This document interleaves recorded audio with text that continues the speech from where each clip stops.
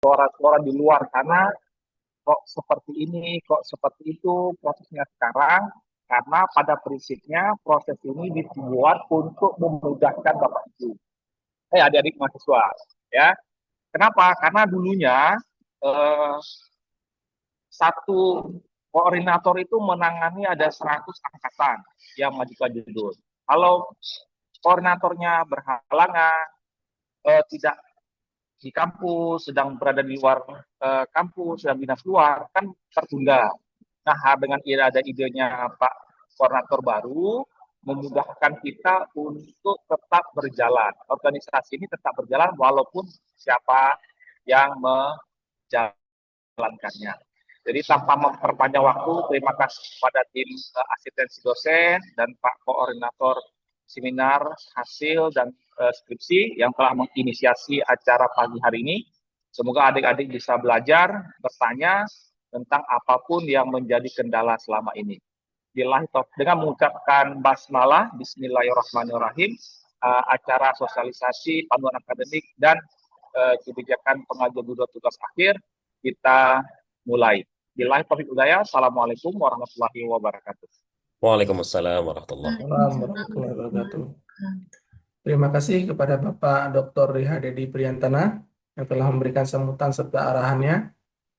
Untuk sesi berikutnya eh, akan kita dengarkan pemaparan bagaimana mekanisme pengaturan pengajuan judul skripsi yang akan disampaikan oleh Bapak Dinaru SE MBA AKCA ASEAN CPA. Pada Bapak saya persilakan. Baik, terima kasih Pak Aulia. Bismillahirrahmanirrahim. Assalamualaikum warahmatullahi wabarakatuh.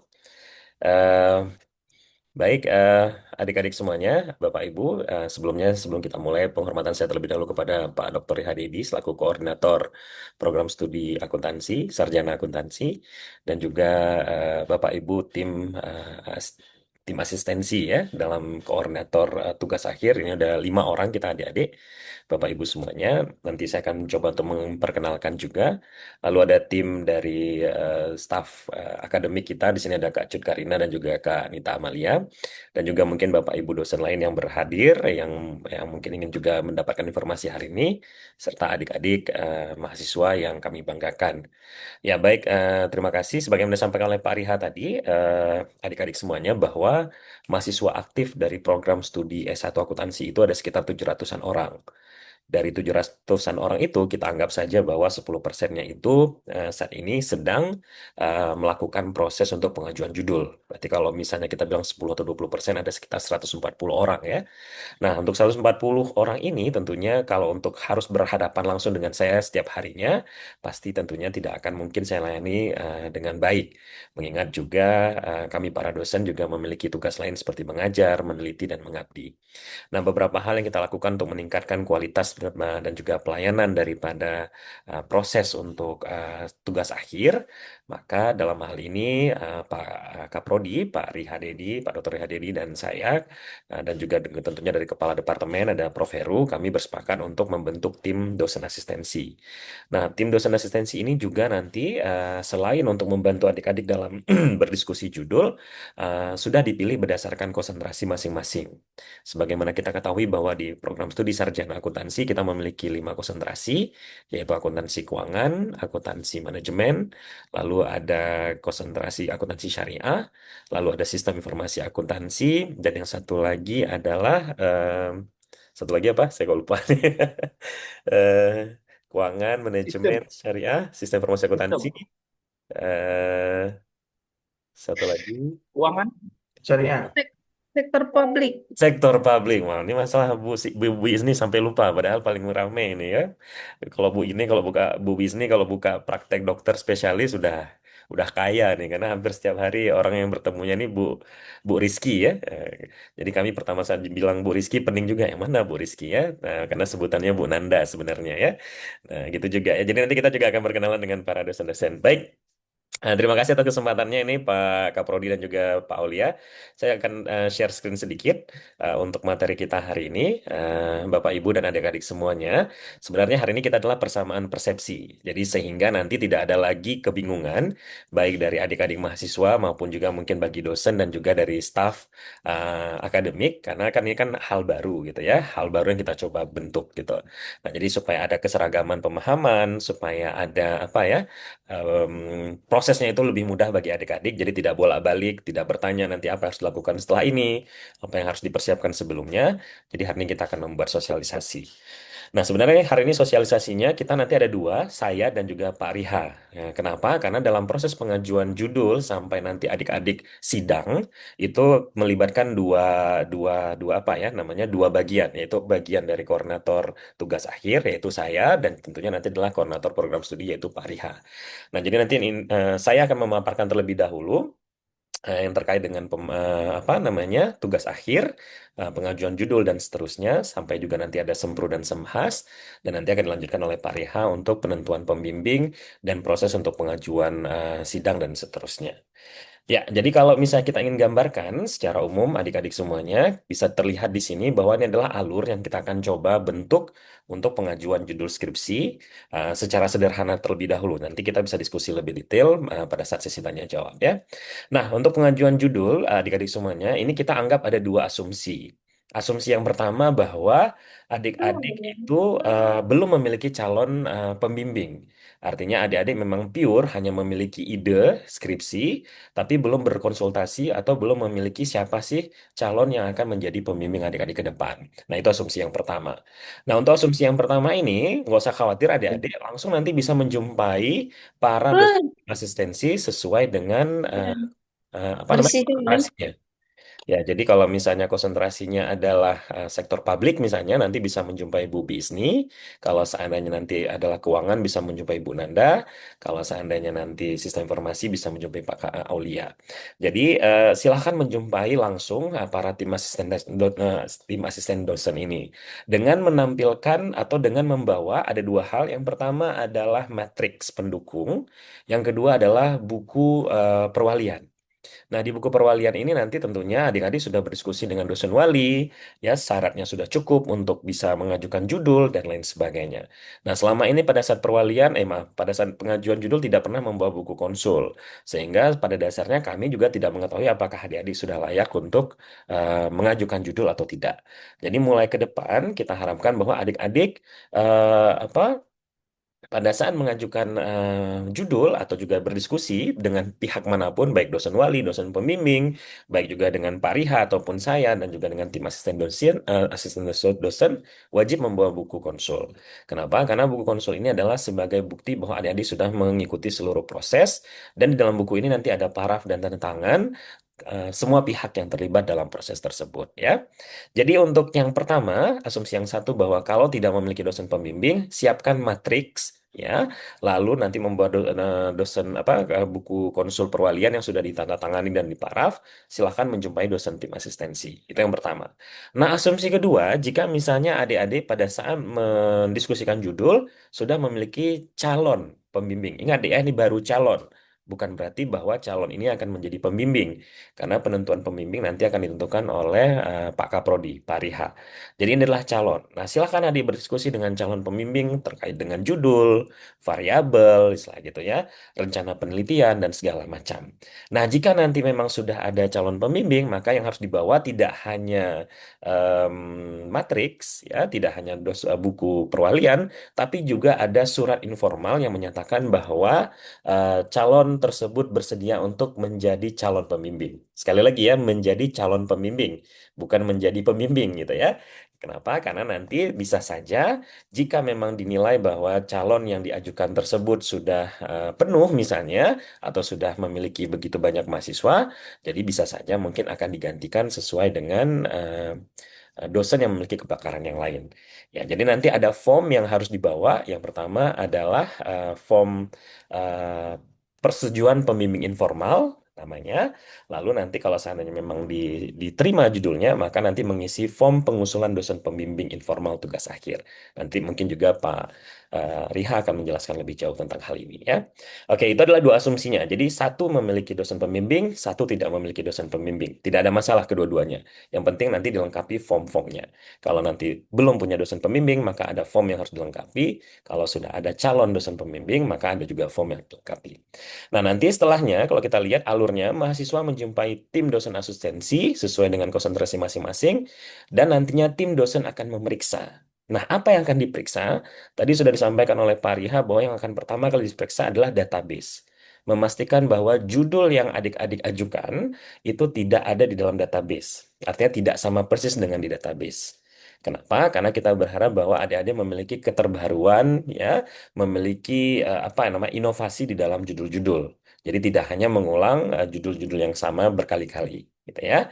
Itu yang pertama. Yang kedua yang akan diperiksa juga oleh para tim asistensi dosen adalah keterbaruan referensi. Nah, kita paham bahwa penelitian itu terus dilakukan secara berulang dan berulang dan berulang. Yang membedakannya adalah nanti adalah novelty atau keterbaruan. Nah, keterbaruan itu akan dilihat dari mana? Nanti adalah dari sisi referensi. Ya, artinya adik-adik menggunakan referensi yang menggunakan jurnal Scopus misalnya, ataupun juga menggunakan jurnal Sinta, dan juga bahwa tahun referensinya adalah paling tidak 5 tahun terakhir. Nah, dua hal ini yang nanti akan diperiksa oleh para tim dosen asistensi. Nah, di saat yang bersamaan, tim dosen asistensi juga akan memeriksa dalam tanda kutip adalah apa ya kecocokan dalam penelitian. Nah, karena terkadang ada beberapa konsentrasi itu yang sangat beririsan sekali dengan misalnya manajemen, sangat beririsan sekali dengan namanya ekonomi pembangunan. Nah, sedangkan kita berharap bahwa judul-judul penelitian yang adik-adik ajukan itu tidak terlalu jauh ke arah manajemen dan ekonomi pembangunan, karena itu akan berada di luar kemampuan dan juga kepakaran ilmu kita. Nah, contoh misalnya akuntansi manajemen, bisa saja nanti mungkin terlalu berat ke manajemen, maka nanti akan disarankan oleh Pak Juanda misalnya mengatakan bahwa oh ini deh variabelnya mungkin terlalu manajemen sekali, sehingga mungkin ada yang harus diubah, harus diganti gitu ya, atau harus dimodifikasi, atau nanti mungkin ditambah intervening, moderating dan sebagainya. Begitu juga nanti mungkin pada saat membahas masalah pajak, misalnya judul terkait pajak, ternyata nanti wah ini judulnya lebih ke makro, lebih ke ekonomi pembangunan, sehingga tidak akan mungkin dilakukan pengukuran melalui pendekatan akuntansi. Maka nanti mungkin Ibu Nanda selaku konsentrasi akuntansi keuangan akan menjelaskan bahwa ini variabelnya harus dimodifikasi, diganti dan lain sebagainya. Nah, ada juga misalnya akuntansi syariah, pengajuan konsentrasinya, ternyata nanti lebih banyak membahas misalnya tentang sistem informasi akuntansi. Ya, karena misalnya kita ngomongin akuntansi syariah kan kebanyakan di bank nih. Ternyata nanti pada saat judulnya lebih banyak berbicara tentang sistem informasi di bank gitu. Nah, mungkin nanti Bu Jod Ima akan menjelaskan bahwa OD ini lebih berat ke sistem informasi akuntansi. Mohon variabelnya disempurnakan lagi sehingga mungkin lebih fokus ke konsentrasi syariah dan seterusnya gitu ya. Kenapa? Karena memang ini ilmunya akan sedikit banyak beririsan gitu. Namun kita coba fokus tetap di konsentrasi kita masing-masing. Nah, setelah nanti berjumpa dengan para tim dosen asistensi gitu ya, Bapak Ibu tersebut akan memberikan rekomendasi. Rekomendasinya berarti diterima full tanpa perlu ada perubahan atau mungkin disarankan untuk ada perubahan. Nah, jadi misalnya nanti akan dibuat catatan oleh para tim asistensi, misalnya variabel ini kayaknya kurang bagus atau harus diganti, misalnya judulnya harus diubah, variabelnya harus ditambah, referensinya harus ditambah, dan seterusnya, maka itu nanti akan ada catatan di matriks kalian. Gitu ya. Nah, di sini alurnya setelah nanti ada keputusan dari tim asistensi, kalau seandainya sana judul ditolak, kalian harus merevisi judul baru. Gitu ya. Nah, tapi ini semua nanti akan masuk ke saya sebenarnya. Ini mohon maaf, diagramnya belum saya sempurnakan sekali, tapi artinya nanti setelah kalian selesai menjumpai tim dosen asistensi, pada dasarnya jika nanti ada perubahan, ada apapun ya, penambahan dan segala macam, itu nanti keputusan akhirnya akan berada di saya selaku koordinator. Jadi nanti setelah selesai dengan para tim dosen asistensi, bisa langsung segera menjumpai saya. Nah, di saya nanti saya akan membaca hasil apa namanya ya rekomendasi dari para tim dosen asistensi. Jika memang tidak ada perubahan, maka saya akan berdiskusi dengan adik-adik, menanyakan apa hasil pertemuan dengan para tim dosen, apa masukannya, apa segala macam. Kalau memang tidak ada masalah, langsung akan saya berikan ACC bahwa judul ini bisa diajukan ke tahap berikutnya. Namun jika nanti ternyata para tim dosen asistensi memberikan catatan yang menyatakan bahwa variabelnya harus diubah, harus ditambah, referensinya harus diubah dan segala macam, maka pada saat adik-adik nanti menjumpai saya, maka saya juga akan memberikan rekomendasi tambahan, misalnya menyatakan judulnya belum bisa diterima, silahkan didiskusikan kembali dengan calon pembimbing jika sudah ada, atau jika mungkin bisa ditambahkan nanti berjumpa lagi dengan saya sampai nanti akhirnya judulnya diterima. Gitu ya. Nah, setelah nanti semua judul diterima dan segala macam, maka keputusannya berarti judul diterima, lanjut ke level berikutnya, yaitu penentuan dosen pembimbing oleh Pak Kaprodi. Nah, ini kira-kira di diagram alur untuk pengajuan judul skripsinya. Gitu ya. Nah, untuk matriksnya sendiri apa yang harus kita perhatikan baik-baik adik-adik? Yang pertama adalah bahwa tidak ada judul yang sama dengan database. Nah, jadi masing-masing tim dosen asistensi ini memiliki database untuk seluruh judul, mulai baik judul informal sampai judul yang sudah disidangkan. Jadi harapannya jika memang ada sudah sama dengan judulnya, maka nanti tim dosen asistensi akan memberikan masukan bahwa judul ini sudah pernah diteliti misalnya 2 tahun yang lalu, mungkin nanti ditambahkan variabelnya atau diganti variabelnya. Yang kedua, referensinya wajib menggunakan referensi yang berkualitas, yaitu menggunakan Sinta, baik Sinta 1 sampai Sinta 3, atau menggunakan Scopus. Dan yang untuk internasional, paling tidak ada 2 sampai 4 referensi internasional. Jadi tidak boleh juga seluruhnya menggunakan Sinta. Paling tidak harus ada 2 minimal adalah dari internasional. Kenapa? Karena ini membuktikan bahwa penelitian kalian itu keterbaruannya levelnya bagus internasional ya. Nah, referensi yang digunakan itu paling tidak 5 sampai 8 tahun terakhir. Jadi artinya kalau sekarang 2025, maka paling jauh itu kalau bisa di tahun 2020. Sejauh-jauhnya adalah di tahun 2018. Ya, jadi tidak boleh nanti mengambil referensi. Ada nih Pak, saya referensinya tahun 2015. Berarti itu sudah lebih daripada masa referensi yang diharapkan. Kenapa? Karena bisa saja kalau contohnya kita berbicara pajak, 2015 berbeda ketentuan pajaknya dengan di tahun 2025 misalnya ya. Atau kita berbicara misalnya sektor publik. Ya, dulu istilah sektor publik di tahun 2015 misalnya menggunakan kita bilang misalnya SIPKD apa SKPD. Mungkin sekarang sudah menggunakan istilah OPD. Nah, jadi makanya kenapa referensi itu penting untuk yang terbaru supaya kalian bisa mengikuti alur daripada variabel-variabel ataupun istilah-istilah yang digunakan di masa yang sekarang. Apalagi sistem informasi akuntansi, wah itu sangat berubah sekali. Ya, jangankan kita ngomong 10 tahun yang lalu, mungkin 3 tahun terakhir saja sudah keluar TAM 2, TAM 3, dan seterusnya. Sehingga kami sangat berharap adik-adik untuk mengambil referensi yang paling terbaru, sehingga judul dan penelitian adik-adik nanti itu bisa nanti, insya Allah mungkin bisa dipublish dan bisa juga menjadi karya ilmiah. Ya, nah jika sudah memiliki calon pembimbing, silahkan lakukan diskusi informal untuk mendapatkan masukan dari para calon pembimbing, ya. Dan setelah mendapatkan persetujuan, berarti nanti bisa diajukan.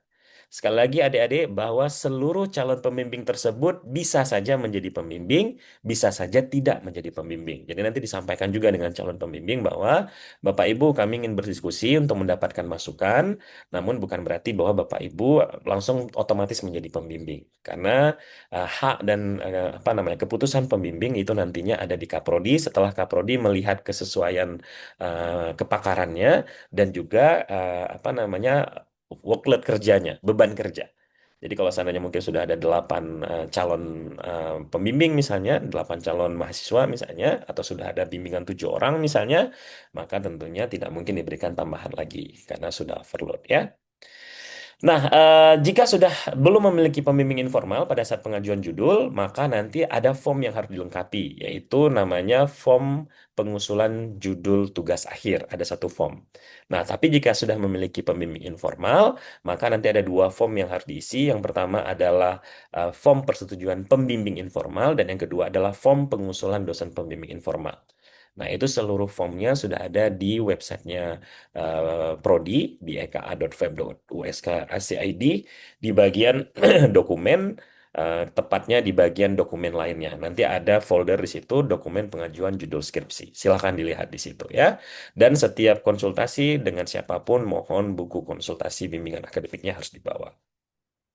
Oke, baik. Sekarang kita akan berkenalan dengan para tim dosen asistensi. Yang pertama di sini ada Ibu Rizky Putri Norita Fona. Panggilnya Ibu Nanda. Ya, jadi boleh aja sih panggilnya Ibu Rizky atau Bu Putri, tapi nanti kalau misalnya tiba-tiba nge-lag gitu ya, "Ah, siapa ya ibu ini?"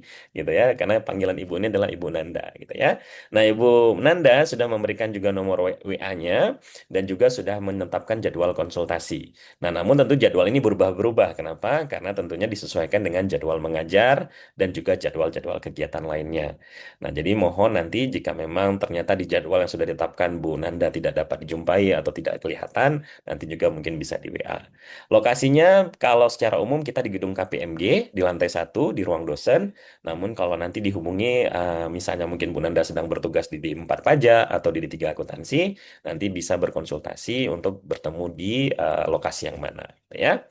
Nah, untuk konsentrasi akuntansi sektor publik di sini ada Bu BI, ya BI sini Putri Bengi, ya, kami menyebutnya Ibu Bi, ya Ibu BI gitu ya. Jadi silakan juga Ibu BI sudah ada jadwal konsultasinya, sudah ada nomor handphonenya, silakan dihubungi. Sekali lagi bahwa seluruh dosen biasanya pusat berkumpulnya itu di gedung KPMG di lantai 1 di ruang dosen.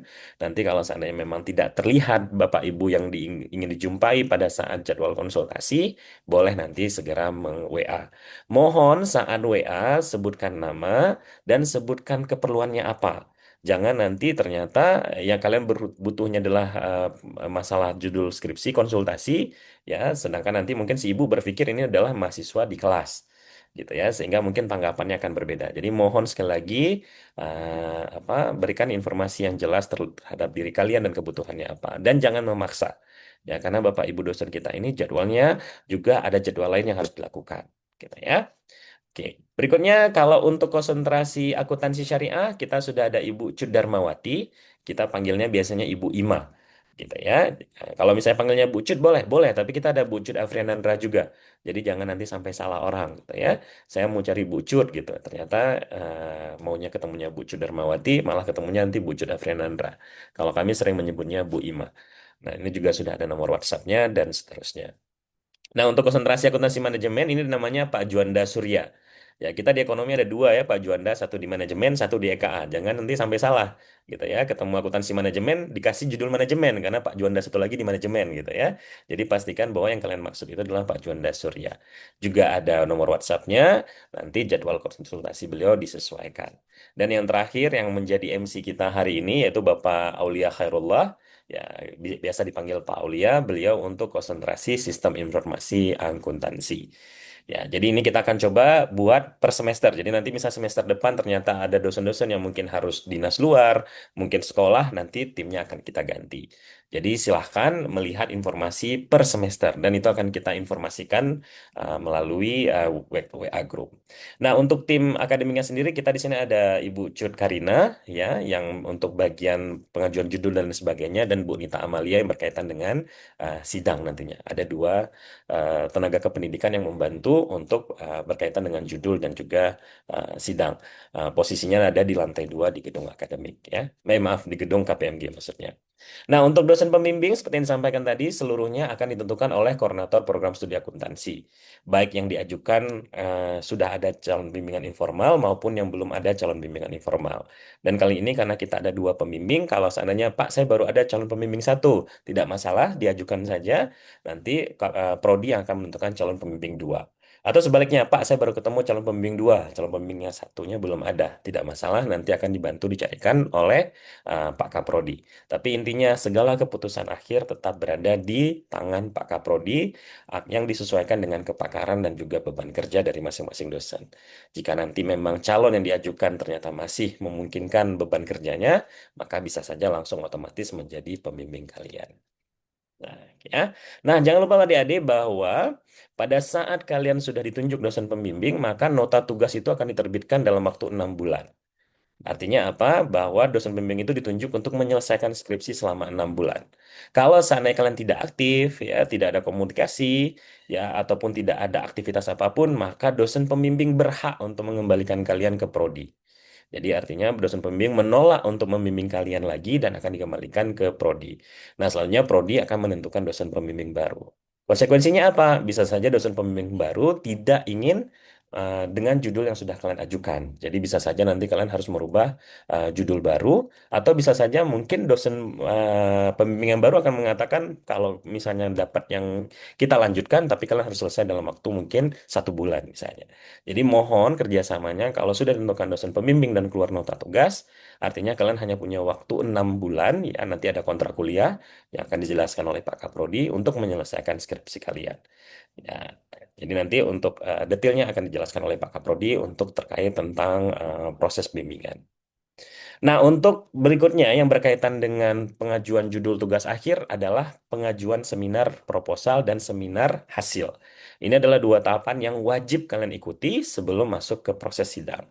Nah, untuk seminar proposal dan seminar hasil, tim penguji akan ditentukan oleh koordinator tugas akhir.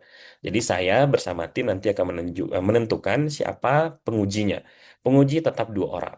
Jadi kalau nanti ada 2 pembimbing, maka akan ada 2 penguji, maka artinya ada 4 orang yang akan hadir dalam proses seminar proposal dan seminar hasil.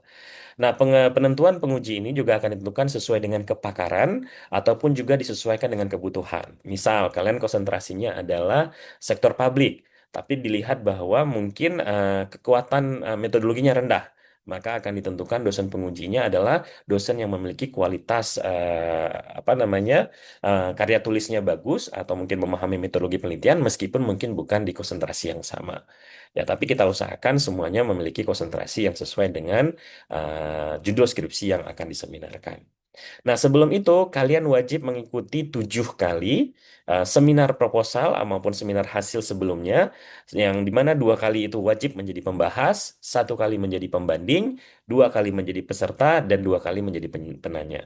Seluruh aktivitas ini semuanya harus terekam di dalam buku konsul kalian.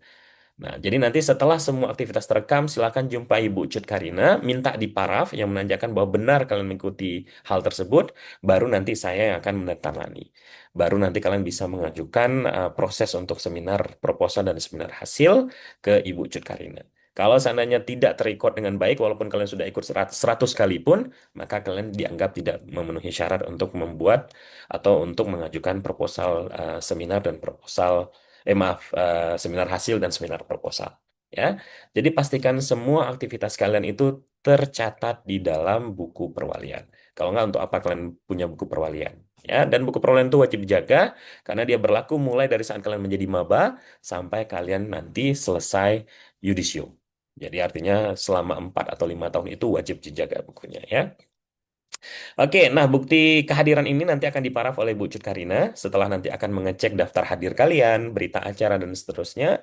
Lalu nanti akan saya tanda tangani, ya baru nanti kalian sah dianggap sebagai hadir sebagai penanya, pembahas, pembanding dan peserta. Baru kalian bisa mengajukan seminar proposal dan seminar hasil. Nah, berdasarkan syarat terbaru, seminar proposal dan seminar hasil baru bisa dilaksanakan kalau pesertanya minimal 15 orang. Ini ketentuan dari Pak Kaprodi. Kenapa? Kalau tidak, berarti kalian dianggap tidak bersosialisasi dengan teman-teman kalian. Ya, berarti artinya kalian tidak mampu untuk melakukan proses skill yang paling penting di dalam pendidikan, yaitu communication skill. Kalau kalian tidak mampu untuk mengajak teman-temannya. Dan untuk berhasil itu bersama-sama, Dik. Jadi bukan berarti bahwa, oh saya sudah sempro, semhas, sudah selesai. Enggak. Kalian juga harus mengajak teman-teman yang lain, adik-adik, abang-abang, untuk sama-sama sukses, sama-sama berhasil. Jadi semakin banyak yang ikut kegiatan kalian, maka semakin banyak pula kesempatan yang menjadi penanya, pembahas, dan pembanding, maka semakin cepat pula teman-teman kalian bisa ikut mengikuti jejak kalian untuk menjadi sarjana secepatnya. Gitu ya. Nah, kalau saya tidak sampai 15 bagaimana, Pak? Maka batal. Ya, dan kita akan menjadwalkan ulang. Kalau seandainya dosennya nggak bisa pada saat penjadwalan ulang, berarti dosennya yang diganti. Ya, jadi maka akan sangat berdampak, deh. Jadi pastikan pada saat kalian sudah ready untuk ikut seminar proposal dan seminar hasil, maka persiapkan segalanya. Mulai dari untuk pembahas, pembanding, penanya, dan segala macam, sekaligus peserta minimal 15 orang. Dan wajib hadir 15 menit sebelum acara. Jadi pada saat acara sudah dimulai, pintu ditutup dan di depan pintu nanti akan diletakkan. Ya, jadi bagi peserta seminar, maaf, bagi yang melakukan seminar wajib menempelkan form atau apa namanya board sign yang menyatakan seminar sedang berlangsung, dilarang masuk. Jadi tolong di print, diletakkan di depan pintu. Nah, kalau sudah ditutup pintu dan sudah ada board sign tersebut, maka tidak ada lagi peserta yang boleh keluar masuk dari ruangan seminar. gitu ya, tidak diizinkan. Kalaupun ada berarti akan diusir keluar. Nah, jadi kalau seandainya nih Pak, ada 14 orang baru Pak, tinggal satu lagi. Nah, kalau tinggal satu lagi dan dia telat datang, maka berarti dianggap kurang dari 15 orang, maka seminarnya batal. Ya. Nah, untuk hal ini nanti akan dijelaskan lebih lanjut oleh Bapak Kaprodi. Oke, mungkin ini dari saya terlebih dahulu. Jadi nanti kalau memang ada pertanyaan, mungkin kita bisa sesi jawab tanya jawab setelah nanti pemaparan dari Pak Kaprodi terkait tentang pembimbing, tentang proses untuk pengajuan berkas sidang dan seterusnya. Mungkin demikian dari saya. Saya tutup dengan Assalamualaikum warahmatullahi wabarakatuh. Saya kembalikan ke Pak Aulia. Waalaikumsalam.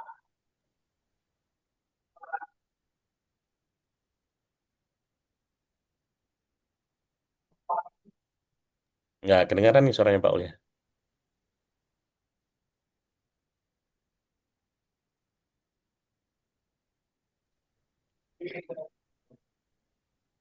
Belum kedengaran kayaknya ya. Atau di saya aja nih. Ya, sama belum mendengar nih. Suara emas Pak Aulia belum kedengaran nih Pak. MC wedding kita.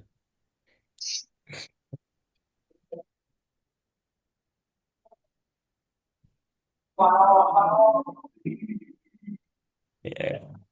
Atau mungkin kalau nggak dibantu dulu nih dengan yang lain. Kayaknya ini ya. Apa langsung saya Pak ya? Oke, baik. Mungkin langsung aja ke Pak Oke, Rihan. baik, saya Maaf ya akan Pak Aulia. mulai. Nah, ini. Bismillahirrahmanirrahim. Assalamualaikum warahmatullahi wabarakatuh. Waalaikumsalam Eh, warahmatullahi wabarakatuh. nah, proses yang akan saya mulai itu setelah semua proses pengajuan judul selesai di bawah koordinator seminar dan hasil skripsi.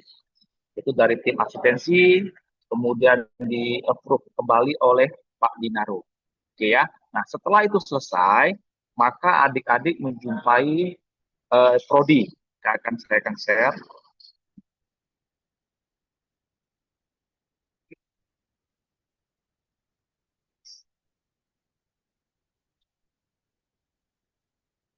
Oke ya. Nah, jadi setelah semua urusan selesai di bawah kendalinya Pak Dinaro, maka adik-adik menjumpai ke prodi.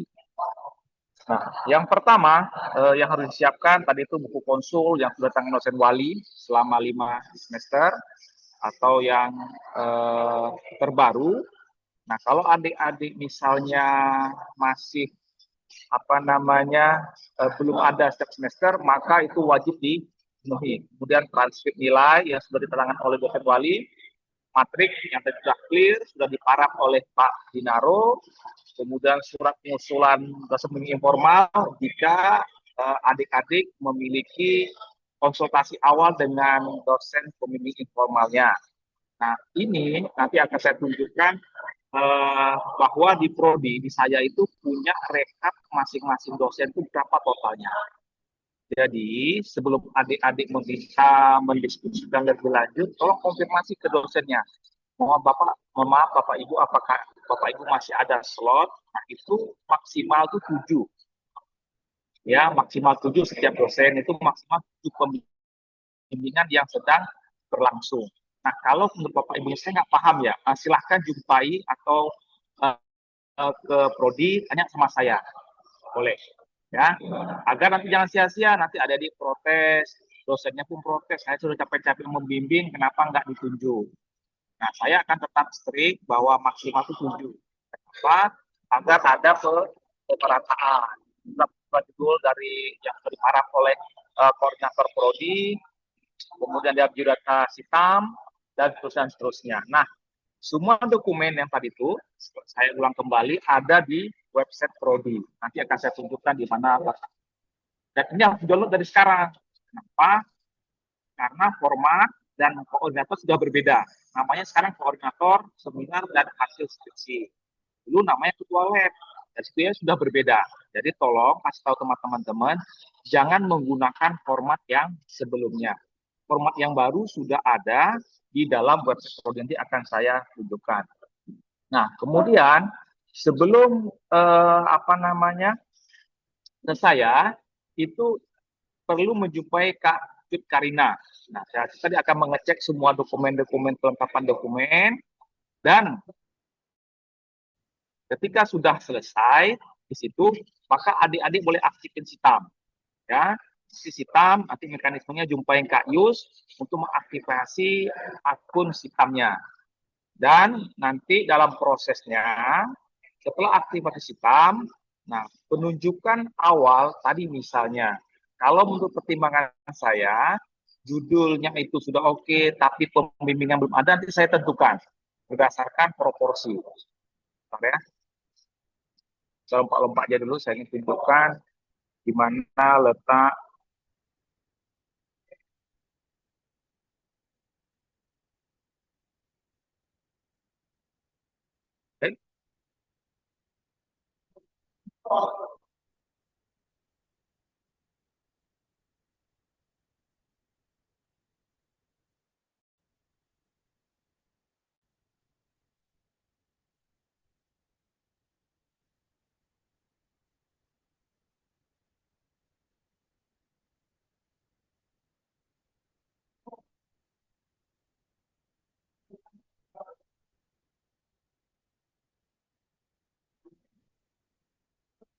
Ya, nah, di saya itu ada rekapan. Jadi adik-adik, tolong ingatkan dosennya bahwa saya tidak akan meloloskan kalau sudah lebih dari 7.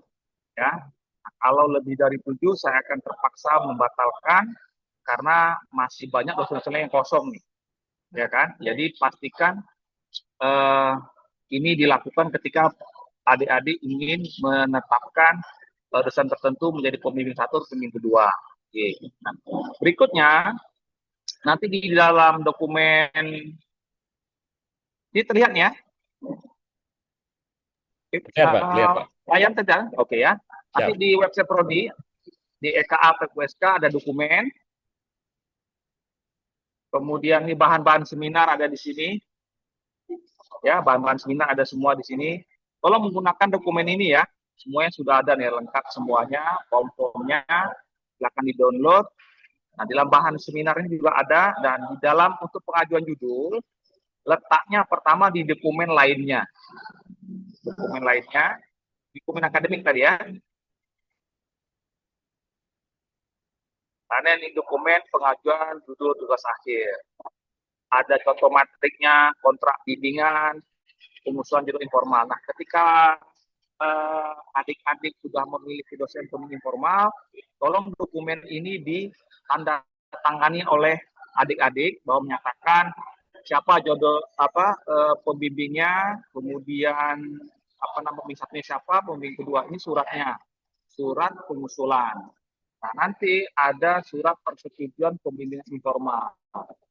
Dan ini yang sudah ditandatangani oleh masing-masing dosennya. Ya, nah, ini nanti akan disetujui oleh koordinator prodi bahwa judulnya sudah oke dan pembimbingnya pun sudah setuju dengan judul yang telah disepakati dengan koordinator seminar hasil tugas akhir. Nah, dokumen-dokumen ini beserta dengan pengusulannya diajukan kepada saya, koordinator pengambil sarjana, dan ditandatangani oleh adik-adik. Nah, berdasarkan ini nanti akan saya lihat apakah rekap dosennya sudah memenuhi apa tidak. Kalau sudah memenuhi, maka dengan sangat terpaksa bahwa adik-adik akan dialihkan ke dosen yang lain. Ya, nah ini saya lakukan. Nah, ketika prosesnya sudah saya tunjuk dosen pembimbing informalnya, maka langkah selanjutnya adik-adik akan menunggu dokumen dari Kak Icut. Nah, itu akan nanti diparaf kembali dan dihubungi masing-masing dosen informalnya untuk menyatakan kesediaan atau tidak. Ya, dokumen itu akan disiapi oleh Kak Icut terkait dokumen kesediaan dosennya untuk membimbing atau tidak. Itu tempat yang akan adik-adik download di dalam website Prodi. Oke, kembali ke sini. Oke ya. Nah, setelah keluar dari saya, apakah itu dosen informal yang sudah disetujui sebelumnya atau saya tunjuk baru, kemudian masuk ke meja Kak Icut untuk menerbitkan dosen informal masing-masingnya. Nah, berdasarkan itu nanti adik-adik menjumpai Kak Yus untuk mengaktifasi Sitam. Nah, ketika proses di sini, nota tugas itu keluar ketika sudah dilakukan bimbingan informal. Nah, bimbingan informal ini tolong dikasih tahu, nanti saya akan sosialisasi ke dosen, bahwa nggak perlu lengkap-lengkap kali. Ya, cukup beberapa halaman, 20 halaman pendahuluan, bab 2, bab 3 selesai. Nanti di covernya itu diparaf oleh dosen bahwa ini sudah disetujui untuk di ACC nota tugas oleh pembimbing. Nah, setelah di cover itu ada paraf masing-masing dosen, kemudian dibuatlah kontrak bimbingan. Jadi ada di dalam folder itu ada kontrak bimbingan yang disetujui oleh masing-masing dosen pertama dan dosen kedua. Nah, setelah itu selesai, baru kembali ke bank ini untuk diterbitkannya nota tugas. Nah, disampaikan oleh Pak Didit tadi, Pak Dinaro, bahwa nota tugas itu sampai dengan sidang maksimal 6 bulan. Jadi pembimbingan itu dihitung ketika nota tugasnya keluar. Nah, tolong dikasih tahu, ini juga kami akan kasih ke dosennya, jangan terlalu lama kali dalam pembimbingan informalnya. Sampai jangan-jangan sudah di akhir mau sidang, lupa nota tugasnya. Ya, jadi nota tugas ini dikeluarkan setelah ada proposal awal lah. Ada 20 halaman, 15 halaman yang intinya si pembimbing itu setuju dengan prinsip-prinsip dasar, topiknya sudah oke, masalah sudah oke, kemudian metodenya sudah oke, sudah clear. Jadi nggak perlu lama-lama. Nah, setelah proses pembimbingan selesai, maka nanti jumpai Bang Kimi dengan melengkapi dokumen-dokumen tadi itu, baru terbitkan nota tugas. Nah, nota tugas sudah keluar, nanti masing-masing akan melakukan proses bimbingan secara formal sampai dengan 6 bulan. Usahakan 6 bulan. Nah, tadi disampaikan oleh Pak Didit, jika dosen pembimbing merasa kayaknya tidak serius, maka saya akan memaksa proses pembimbingan pengajuan judulnya mulai dari awal lagi. Mulai dari menjumpai tim asistensi dosen. Jadi proposal bilang dari nol dan judul pun dari nol. Karena apa? Karena saya anggap judul sudah ada di dalam database dan tidak selesai, maka proses pengajuan harus berubah total, mulai dari nol. Sehingga si mahasiswa ada tanggung jawab, tidak serta-merta mudah kali untuk menggantikan pembimbing. Dan saya biasanya akan membuat punishment 2-3 bulan untuk tidak melakukan proses apapun.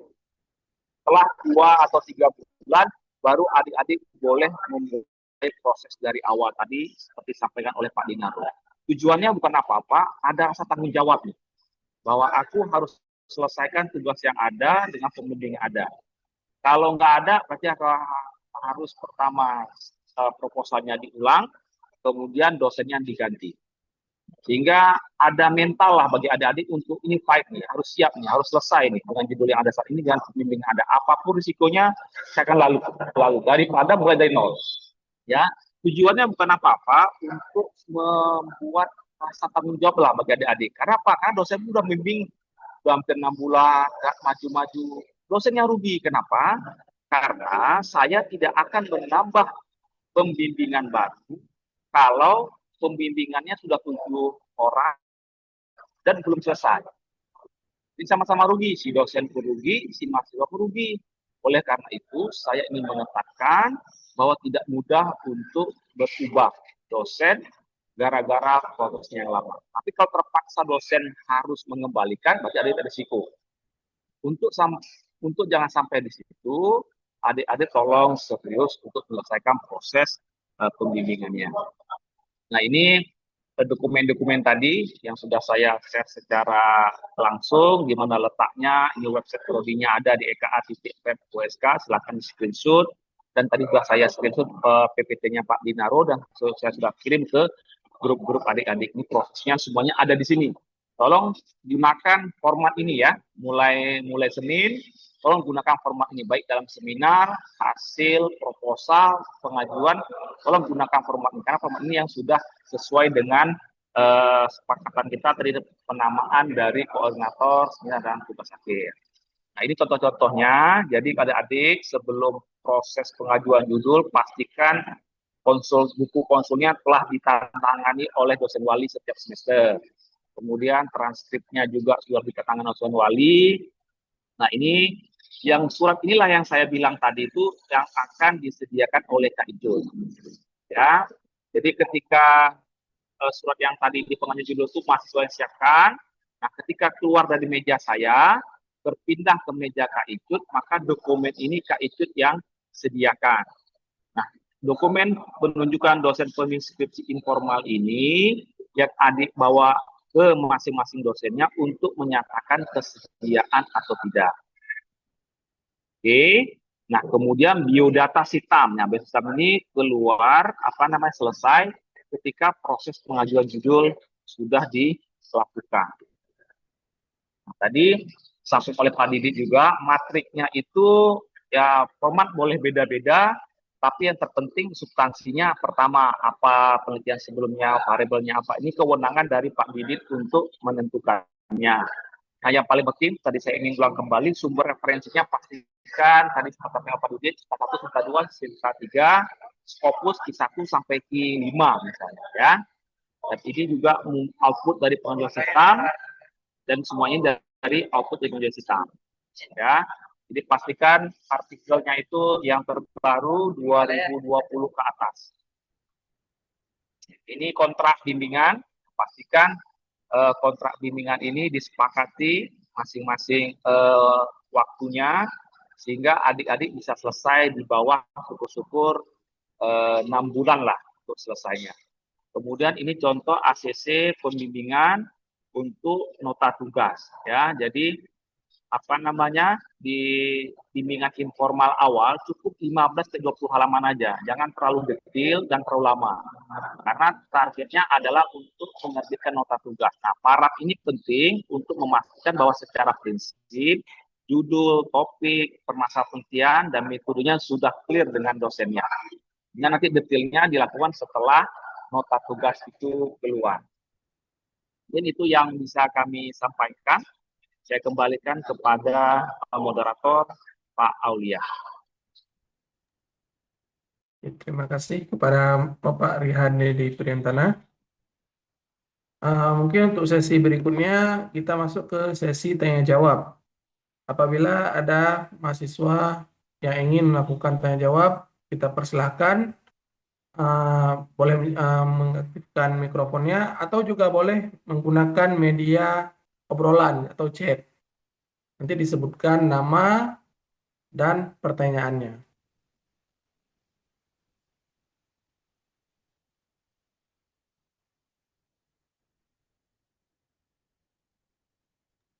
Oke, silakan adik-adik. Oh, ada satu pertanyaan. Ini sudah clear, sudah jelas semua? Atau shock? Dapat suruh tampaknya lama-lama. Pertama 2020, ya kan? Seperti Pak Didik bilang tuh, zaman terus berubah. Jadi kalau lama kali banyak perubahan peraturan. Yang intinya adalah untuk memperbaikan sistem. Ya, kami menemukan tuh ada celah-celah ya. Kayaknya celah ini salah kita nih, perbaiki lagi. Jadi kalau bisa sekarang kan 2023 ya. Target kumlot 2023, tolong segera untuk menyelesaikan. Dan apalagi sekarang kan sudah berbeda ya mainin gamenya ya. Jadi adik boleh sidang ketika sedang masih kuliah. Misalnya semester 7, kita masih ada mata kuliah tuh, tapi sudah asli sidang, sidangnya terus. Begitu selesai sidang, begitu keluar nilai, langsung yudisius. Silakan, ada yang mau bertanya?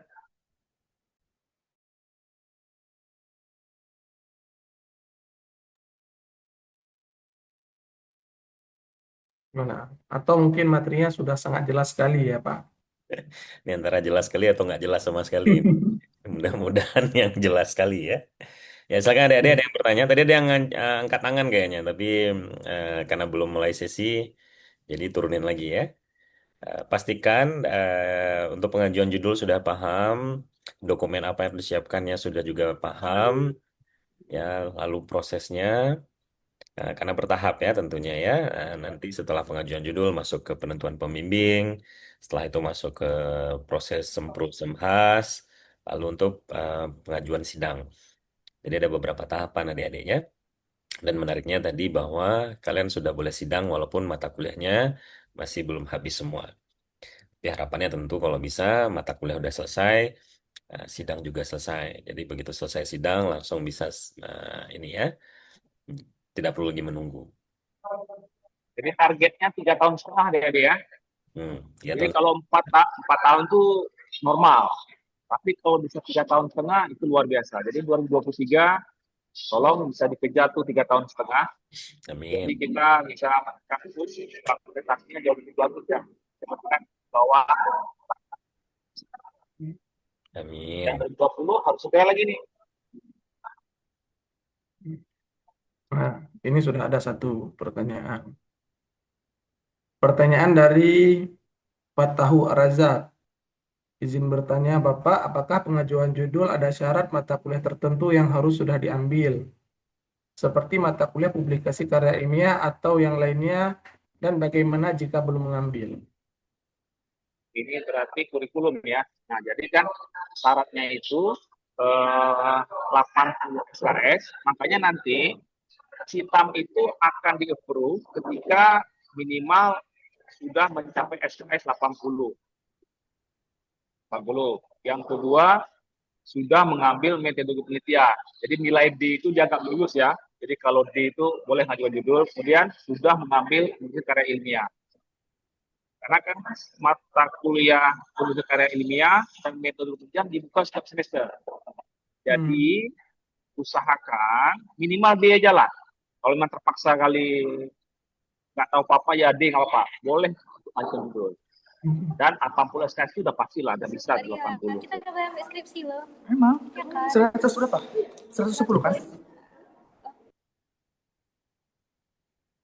Oke ya, jadi usahakan D aja lah. Kalau parah-parah kali ngumpul tugas saja, jangan sampai E. Kalau E memang nggak bisa. Jadi nanti keabsahan adik-adik itu ada di waktu pengaktifan sitam. Kak Yus pasti akan cek di dalam siakat berapa jumlah SKS-nya dan mata kuliahnya lulus atau tidak. Oke, terima kasih atas pertanyaan. Oke, terima kasih Pak Reha. Mungkin ada adik-adik mahasiswa yang lain yang ingin bertanya? Atau kalau saya boleh usul Pak, kan ini kan kita sosialisasinya kan direkam Pak. Nanti diletakkan saja di dokumen lainnya tadi, jadi ada yang belum ikut bisa nonton seperti itu. Boleh, boleh. Ini Jadi ada apa? pertanyaan, Pilih-pilih. ini ada pertanyaan berikutnya Pak. Assalamualaikum Pak, saya Muhammad Arif Prajawanullah ingin menanyakan terkait penelitian dari abang-abang kakak terdahulu dapat dilihat di mana? Mungkin dapat kami jadikan referensi. Oke. Oke, baik. Ini kewenangan saya. Coba Kak Icut nanti akan kita taruh di dalam folder tadi ya. Dalam folder tadi, apa namanya, ya judul-judul skripsi yang telah ada di database kita ya. Bagus ya pertanyaannya. Nanti akan kami, ada Kak Icut juga nanti nih, akan saya kirim. Selama ini sudah ada, sama dosen tim asistensi sudah ada data-data judulnya. Nanti link yang sama akan kami publish di website Prodi. Jadi judul yang telah ada foldernya ya. Senin insya Allah akan kami taruh di dalam website kita. Oke, baik. Baik.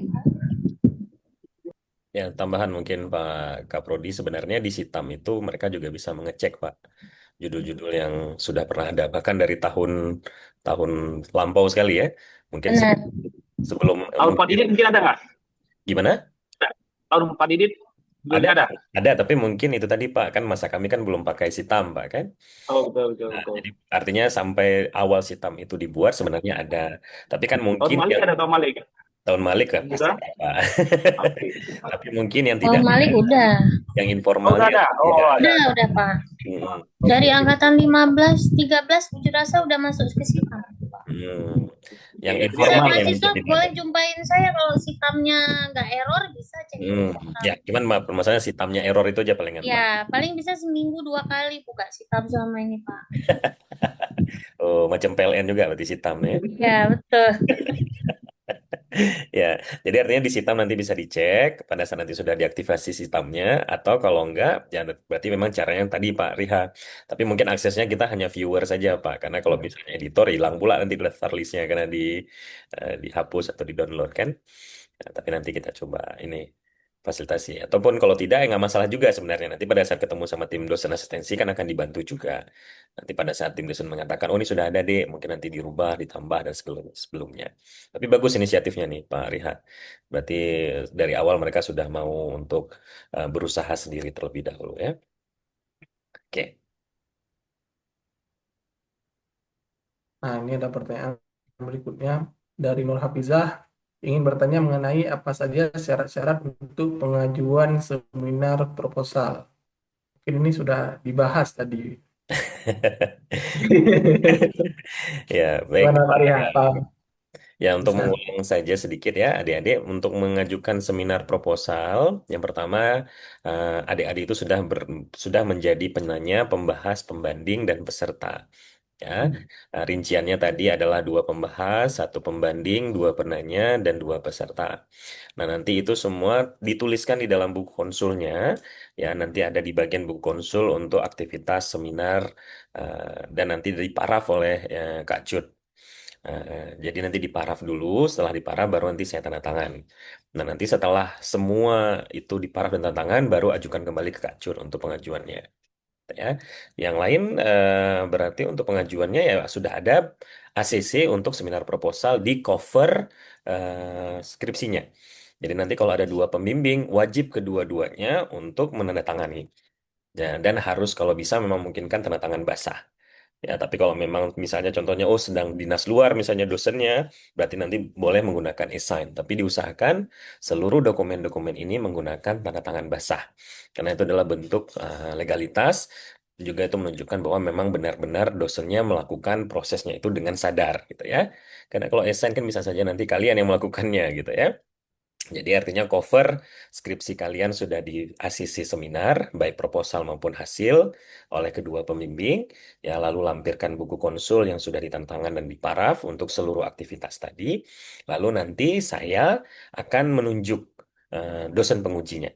Nah, itu nanti melalui Kak Cut. Kak Cut nanti akan memberikan form kepada saya ya untuk menunjuk dosen penguji dan juga tentunya adalah jadwal daripada seminarnya. Nah, nanti jadwal akan disesuaikan dengan jadwal para dosen pembimbing dan dosen penguji. Jadi kalian hanya tinggal menunggu saja sebenarnya ya, kapan nanti waktunya. Nah, setelah itu nanti undangan ya akan disiapkan oleh Kak Cut. Nah, undangan itu nanti akan dikirimkan ke dosen yang akan hadir dalam seminar, baik sebagai penguji maupun sebagai pembimbing. Nah, tugas kalian sembari menunggu-menunggu jadwal ini adalah memastikan bahwa ada 15 orang yang menjadi peserta. 15 itu di dalamnya berarti termasuk yang menjadi pembahas, pembanding, penanya, dan peserta itu sendiri. Gitu ya. Dan siapkan semua dokumennya. Nah, pastikan bahwa seperti yang disampaikan oleh Pak Riha tadi, seluruh dokumen sudah direvisi atau diupdate sesuai dengan nama jabatan yang terbaru sesuai dengan SK. Jadi nggak lagi namanya Kaleb atau ketua lab ya, tapi menjadi dosen seminar dan tugas akhir. Maaf, koordinator seminar dan tugas akhir. Nanti itu boleh didiskusikan dengan Kak Cut Ai kalau seandainya memang nanti kalian belum tahu. Tapi kayaknya semua yang ada dokumennya yang di apa tadi, yang di website itu semua sudah disesuaikan. Demikian Pak Aulia.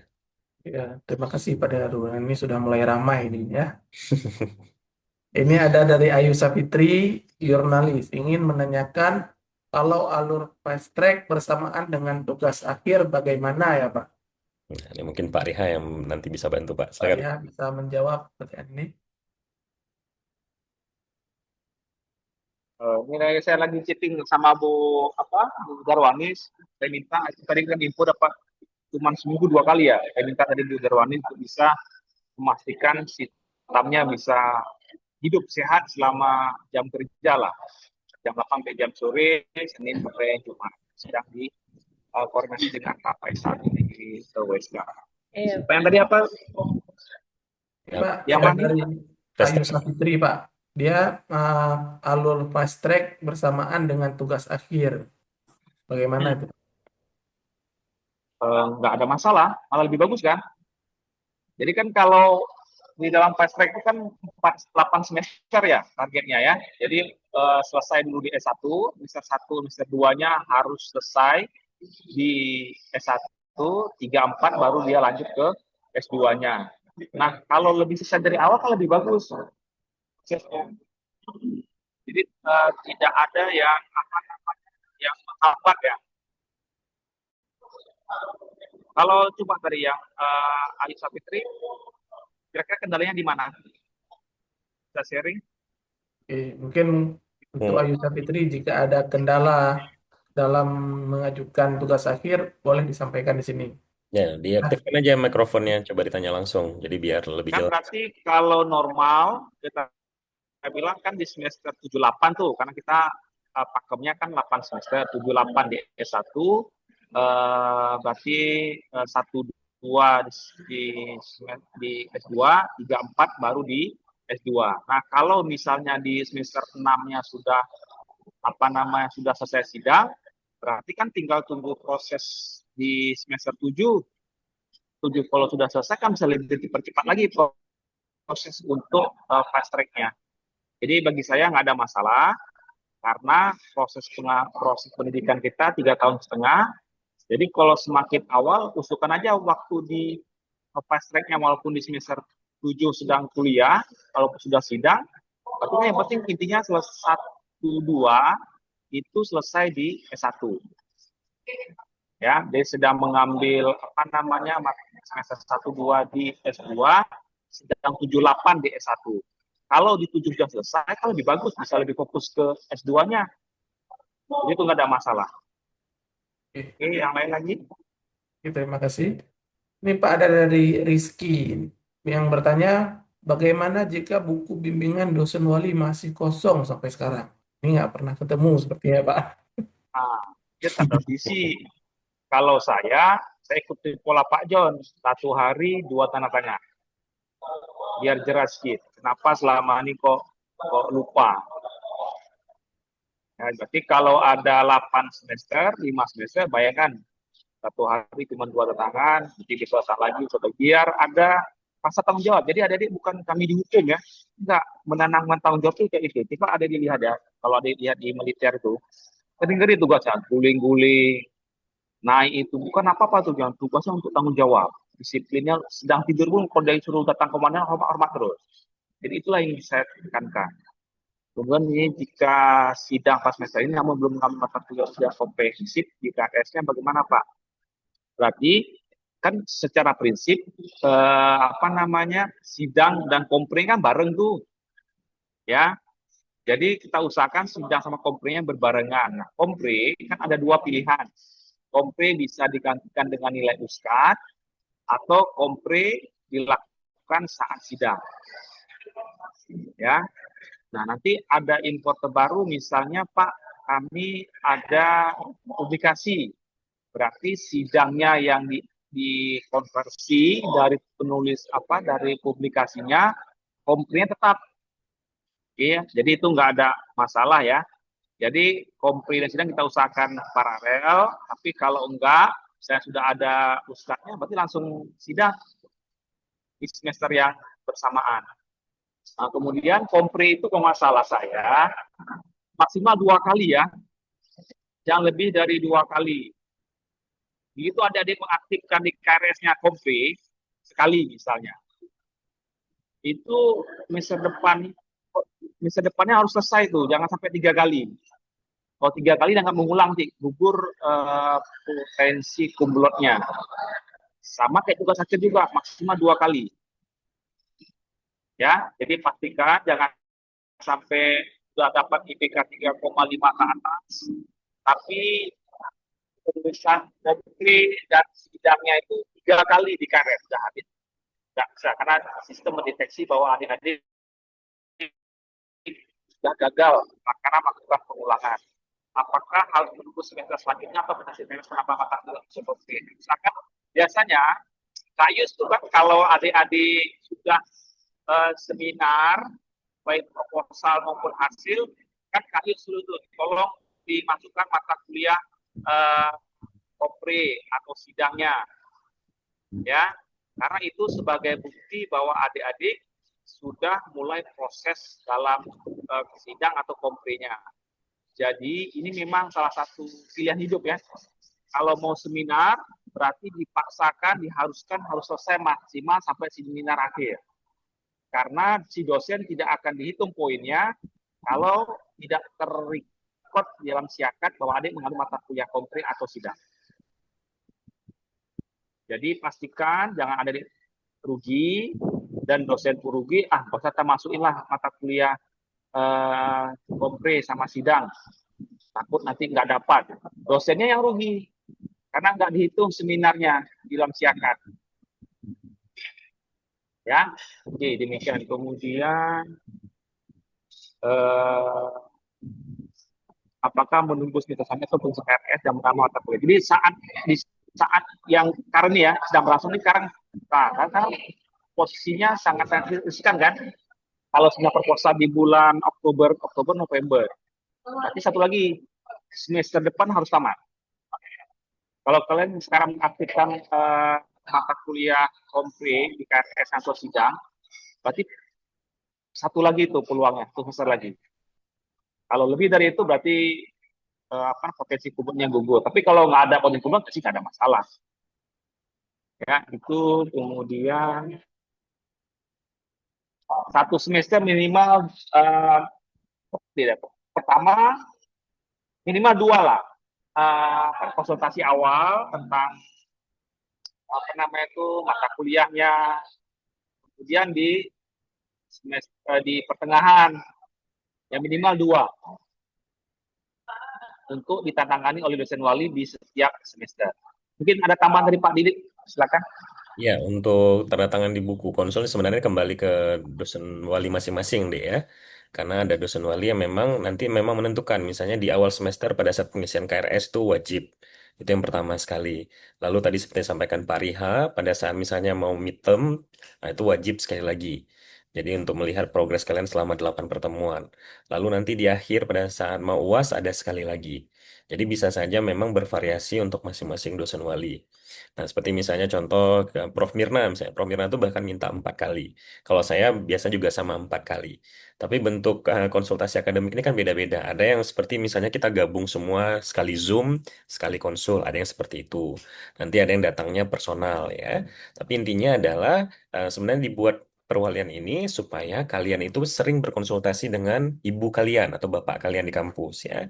Karena pada dasarnya dosen wali ini kan nggak cuma masalah tanda tangan deh. Tanda tangan tuh mudah sekali urusannya. Tapi juga kalian bisa berkonsultasi dengan apapun masalah kalian selama di kampus. Misalnya kendala belajar gitu ya. Ada fasilitas yang mungkin kalian butuhkan untuk belajar tapi ternyata tidak tersedia. Jadi nanti dosen wali itu bisa membantu. Nah, setidaknya kalau nggak membantu langsung bisa membantu memberikan link, jalan, solusi dan lain sebagainya. Ya, bahkan ada beberapa dosen yang bantu sampai level curhat gitu ya. Seperti misalnya Bu Cuda Frenandra tuh, kalau kalian punya masalah, ya misalnya Bu saya bekerja saat ini sehingga saya kuliahnya mungkin nggak fokus. Kalian butuh teman untuk bisa berdiskusi, bercurhat, Bu Cuda Frenandra misalnya bisa membantu juga gitu ya. Jadi berapa kali minimal itu tergantung kalian dengan dosen pembimbing. Ya, seperti tadi misalnya Prodi meminta 2 kali setidaknya itu ada di awal dan di akhir ya. Tapi itu kembali ke kalian.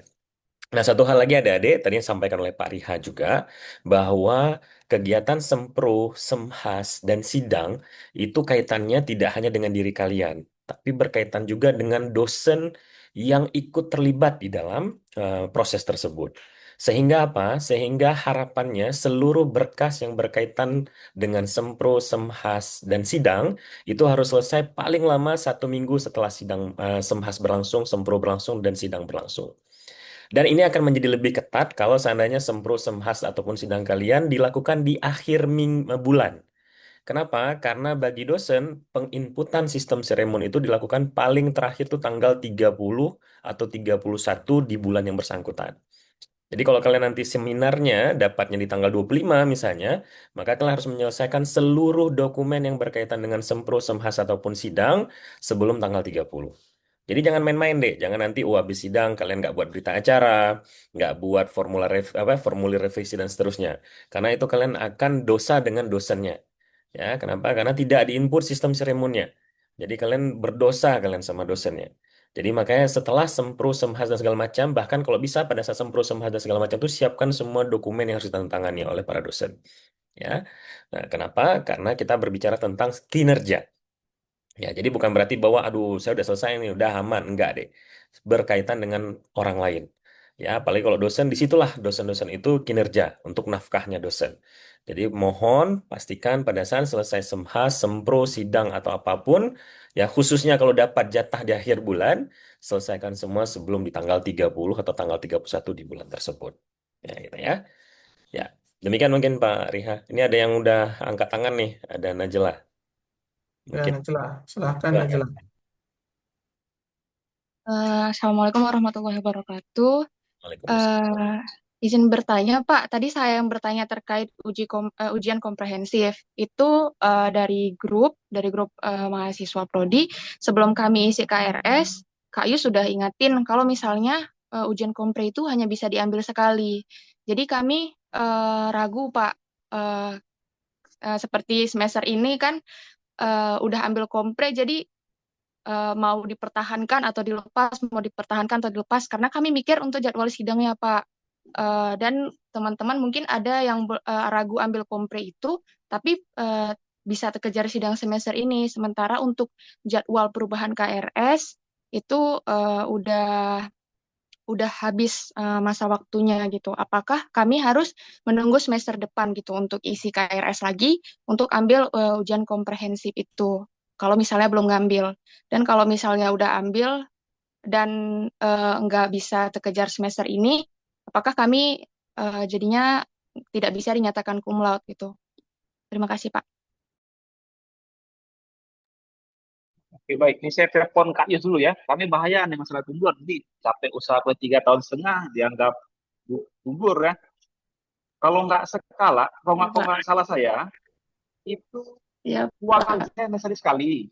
Nggak dapat, berarti semester depan masih bisa. 2 kali dia untuk tugas akhir dan kopre. Nggak sekali dalam mata kuliah. Kalau mata kuliah kan sekali, berarti gugur. Kalau kita ngulang itu masih gugur. Kalau nggak salah saya 2 semester. Mungkin Kak Yus, itu normalnya ya.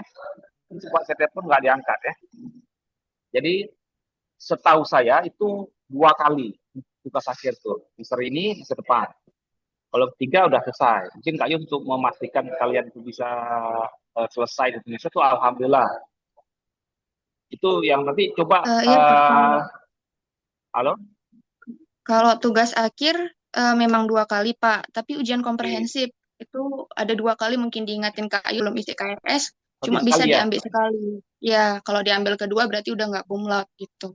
Jadi kami ragu nih, Pak, Oke. semester ini karena harus kejar-kejaran juga kan, Pak. Alhamdulillah kalau 6 bulan, kalau nggak kan cum laude-nya gimana gitu, karena semuanya pengen cum laude.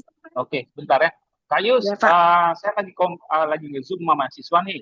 Untuk tugas akhir, confirm bisa 2 kali ngulang. Masa satu, misalnya semester depan ya, untuk tugas akhir. Iya, Pak, mulai 2 semester. Pas akhir 2 semester. Kopre 1 semester. Oh, kompre yang sekali. Berarti sekali tercatat di KRS, berarti kalau dia buat, iya itulah, kalau dia komprenya naik lagi ke semester depan, berarti dia gugur cum laude-nya. Oke, oke. Berarti udah clear dia. Jadi kalau untuk kompre hanya sekali dia tercatat dan harus selesai untuk cum laude. Tapi kalau tugas akhir boleh 2 semester Kak ya? Mulai 2 semester, Pak. Oke, clear ya. Oke. Asli nggak bisa? Pak, Hah? Bapak bilang ke orang siswa tiap bulan tuh kalau mau sempro, mulai sempro, isi tugas akhir di KRS-nya Roni. Ada dari terakhir sampai kasih tahu lagi di grup tugas, isi tugas gitu kan. Mau sempro, mau naik sempro, isi tugas akhir di KRS. Meskipun sudah lewat jadwal pengurubahan KRS-nya Kak? Dari awal lah kan udah tahu dari sempro semester ini, isi kalau sempro, Pak. Karena kan tiap bulan tuh kita di sempronya. Jadi setiap bulan, misalnya dia bulan Oktober di sempro, dia sebelum sempro isi dulu, isi tugas akhir di sempro di KRS-nya. Di awal semester? Di menjelang sempro. Di menjelang bulan sempro masih bisa untuk isi KRS untuk tugas akhir? Iya, masih bisa? Setiap bulan. Oh, setiap bulan. Oke.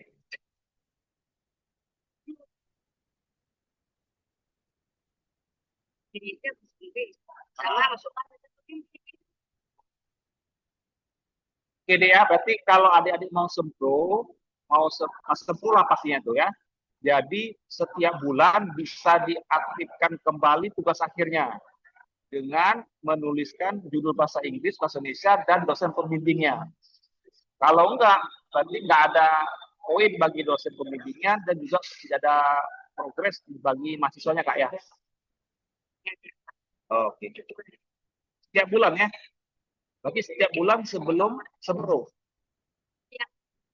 Jadi yang di KRS ya semester. Kan dia ada tahu nih semester yang mau isi KRS. Dia sempro bulan September kayak kemarin, Oktober, di November, sempro di November. Sebelumnya sempro isi dulu. Aktifkan dulu. Isi dari buka dari kajian. Oh, buka.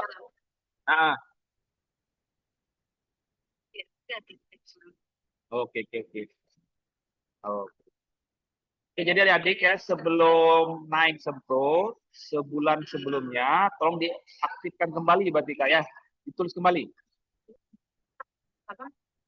Oh, mengisi isi tugas akhir di KRS. Oke. Kalau nggak ngisi berarti nggak bisa diakui sebagai seminar berarti ya?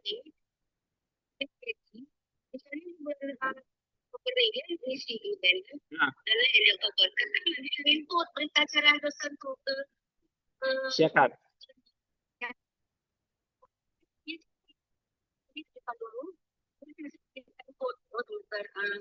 Bulan November dia beli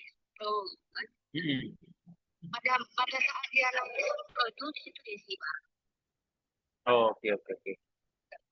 Ya bulan. Oke adik-adik ya. Jadi pasti yang boleh. Berarti yang boleh sempro di Oktober ini sebelum sempro ya isi dulu. Isi dari KRS yang ada itu. Oke. Jadi adik-adik ya. Jadi kalau sudah V kan sudah tahu tuh ACC seminarnya.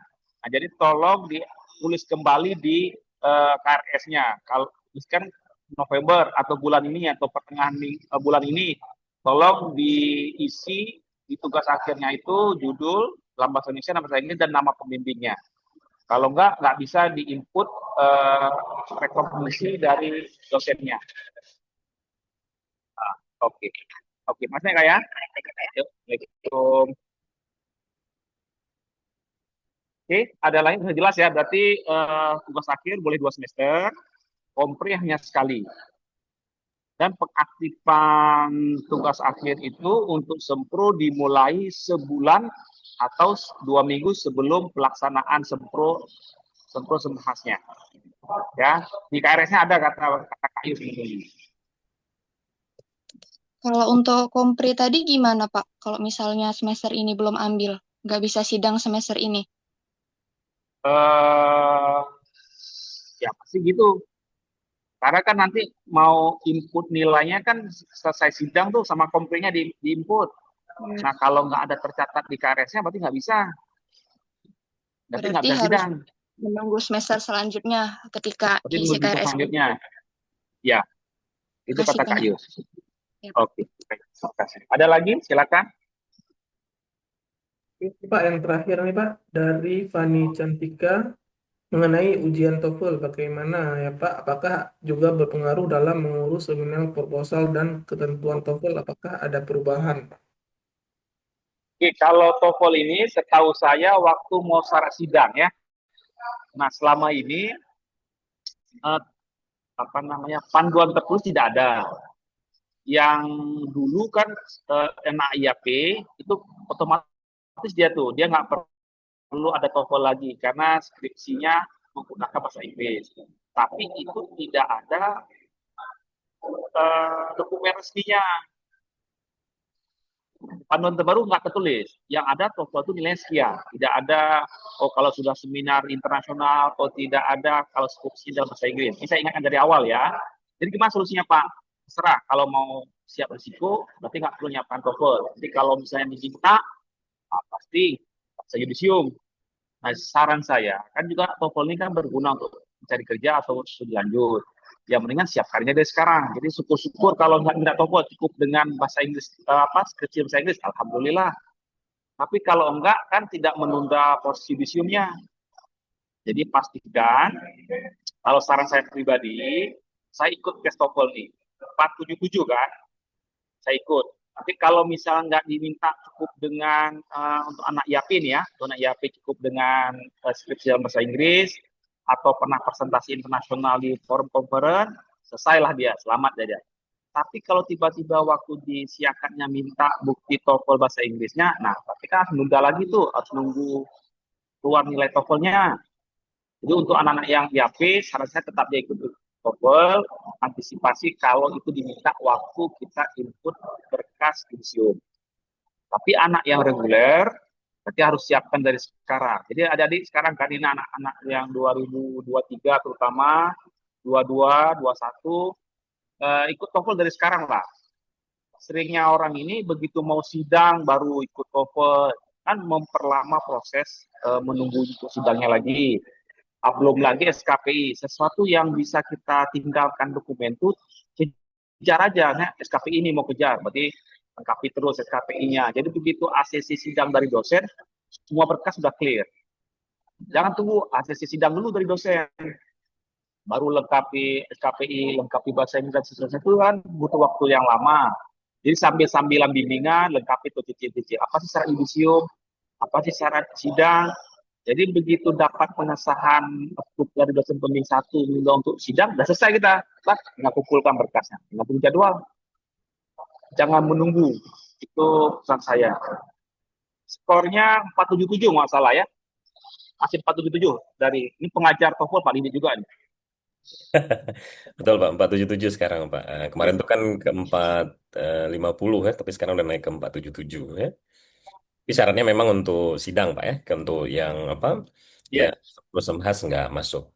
Tapi kemarin tuh ada Ya. kebijakan bahwa kalau dapat nilai bahasa Inggrisnya A, berarti nggak perlu TOEFL. Tapi nanti kita coba cek lagi, karena panduan akademik untuk FAK lagi disusun kayaknya nih Pak oleh tim SJMF. Jadi saya coba tanyakan lagi dengan Bu Fitriani Pak. Ada yang lain? Ini pertanyaannya skor minimal TOEFL sudah terjawab tadi ya, 477. Ya, 477. Tapi kemarin itu ada kebijakan kalau dapat A di mata kuliah bahasa Inggris, maka dia tidak perlu lagi ikut TOEFL. Nah, tapi jadi bagus juga seperti yang disampaikan oleh Pak Riha tadi, ya ikut saja dulu TOEFL-nya. Toh kan nanti juga kalau nggak dipakai untuk sidang misalnya, kan tetap diperlukan juga untuk apply beasiswa, untuk melamar kerja, dan lain sebagainya. Jadi nggak ada ruginya untuk ikut prediction. Karena prediction pun kalau untuk mahasiswa kayak cuma bayar 25.000 kalau kita di UPT Bahasa, kalau nggak salah saya. Ya, jadi nggak ada ruginya sebenarnya. Tapi untuk persyaratan dokumen resmi, nanti saya coba tanya dulu ke Ibu Fitriani, Ketua SJMF kita, karena masing-masing apa panduan akademik di universitas seperti yang disampaikan Pak Riha tadi tidak ada klausul yang menyatakan wajib melampirkan sertifikat TOEFL secara umum ya. Tapi nanti mungkin di masing-masing fakultas, seperti misalnya di FEB, nanti kan ada buku panduannya juga. Nah, kita akan coba lihat apakah di buku panduan tersebut disampaikan. Ini saya nggak tahu nih, apakah harus dari pusat bahasa? Pak Didi, Em, TOEFL-nya? Tidak mesti Pak, cuman biasanya kalau di pusat bahasa yang pertama dia nilainya langsung dikirimkan Pak. Jadi pada saat kita ikut tes, nilainya langsung dikirimkan ke prodi Pak, otomatis. Jadi artinya kita secara apa ya, secara verifikasi, secara security-nya kita yakin bahwa memang nilainya itu adalah nilai pure gitu Pak kan. Tapi kalau misalnya kita terima dari luar kan biasanya nanti bisa saja mungkin karena online atau segala macam ada kemungkinan mungkin nilainya tidak valid misalnya Pak kan. Jadi memang sangat dianjurkan dari UPT bahasa kita. Tapi nanti saya coba tanya lagi sama Bu Fitriani berarti Pak kepastiannya. Ini tentang Ustadz ya wajib. Kalau saya deh ya, Ustadz itu training yang paling terakhir, tuh, yang terakhir tentang kompetensi mahasiswa kita. Saran saya, ikut aja lah Ustadz. Walaupun nggak wajib ya, nggak wajib. Tapi secara kompetensi benteng terakhir saya ini pintar akuntansi apa enggak ya? Ikut aja Ustadz. Karena kalau ujung-ujung kita cari kerja nih, Di. Untuk apa kita lulus tapi kompetensi kita ikut tes ini nggak lewat, tes itu nggak lewat. Saring terakhir kita lah. Ya, jadi pertama Ustadz tidak wajib, tapi kalau kita kan ujung-ujungnya cari kerja nih. Jadi kalau kita merasa bisa, kenapa nggak tes saja? Kalau nggak bisa, berarti aku harus belajar lagi nih. Harapannya dengan kita belajar Ustadz, minimal waktu tes ada kompetensi akuntansi, udah kecil lah tuh. Karena standar Ustadz kan standar IAI. standar yang paling dasar lah. Jadi kalau Ustadz aja nggak lewat, aduh, kemana nanti waktu tes kompetensi akuntansinya atau nanti diminta, Dek, ada nggak alumni akuntansi yang bisa untuk kerja kayak kemarin Pak Didit dari Pak Didit minta. Pas saya kirim nanti kata Bapak, malu lah saya. Ya, jadi saran saya cuma 150.000 kan, itu 3 kali ngopi lah tuh, ikut aja. Ya, kami nggak ada share-sharean sama IAI ini. Jadi jangan anggap wah 50 dia ada fee ke prodi. Sampai saat ini nggak pernah ada. Ya, jadi saran saya pribadi ikut aja lah. 3 kali ngopi. Kan tahu kita nih, saya ini kompetensi apa enggak ya. Kalau nggak kompeten berarti harus belajar lagi. Kalau nggak ikut kompeten Ustadz nanti nggak tahu apa-apa kita. Oke, ada yang lain? Silakan. Nih Pak, ada satu lagi nih Pak. Apakah sertifikat USKAD ada masa berlakunya dan untuk dipakai di ujian komprehensif? Ada 2 tahun. 2 tahun. Berarti kalau misalnya sedang ambil akad 1, kan materi USKAD kan pengantar 1, pengantar 2, AKN 1 nggak salah ya. Cuman itu aja materinya. Jadi mumpung lagi semester 3 atau semester 4, ajar terus. Nanti udah semester 6, 7 udah lupa tuh. Capek lagi belajarnya. Ini 2 tahun, makanya 3 tahun setengah selesai lah. Ya, jangan lama-lama nih kuliah, adiknya. Masih banyak kehidupan lain yang perlu kita jalani kan.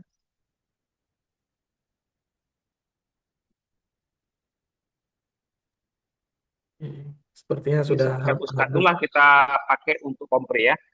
Iya. Jadi USKAD ini Maksimal 2 tahun. oleh IAI deh, langsung diterbitkan oleh IAI. Dan dia tercatat di IAI. Jadi dia memang sertifikasi kompetensi yang bisa kalian lampirkan di dalam CV kalian dan saat untuk melamar kerja. Jadi kalau sudah ada nilai USKAD, berarti pada dasarnya memang sudah tersertifikasi kemampuan dasar akuntansi kalian. Dia 2 tahun, sama seperti IELTS ya. TOEFL juga selama 2 tahun.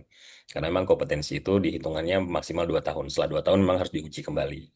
Apa kompetensinya masih bagus atau tidak, biasanya. Dan tidak bisa untuk melamar anak orang, Dek ya. Bisa kalau bapaknya mungkin yang punya USKAD, Pak.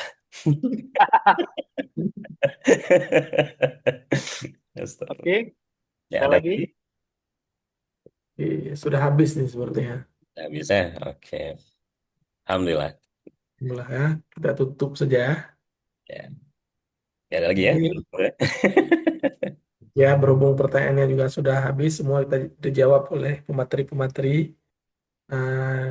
Demikianlah sosialisasi paduan akademik dan skripsi untuk pengajuan judul dan tugas akhir. Lebih dan kurang, saya mohon maaf. Wabillahi taufiq wal hidayah. Wassalamualaikum warahmatullahi wabarakatuh. Waalaikumsalam. Waalaikumsalam. Terima kasih, Pak Rihan. Oke, terima kasih Pak Didik, koordinator dan tim asisten dosen yang luar biasa semangatnya. Dan juga Amin. didik mahasiswa ya. Amin.